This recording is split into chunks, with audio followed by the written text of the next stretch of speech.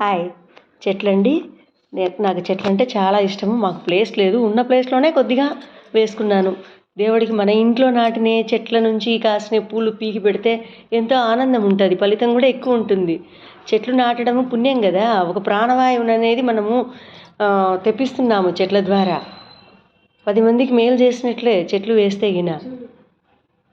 కాబట్టి మనం నాటిన చెట్ల పూలు పెడితే ఫలితం కూడా ఎక్కువ ఉంటుంది. మనం సాకినే చెట్లది. పుష్పం ఫలం త్రోయం అన్నారు కదా గీతలో కూడా. కనీసం మనకు పూలు లేని సీజన్లో తులసి దళాలతో పూజ చేసినా కూడా మంచిదేనండి.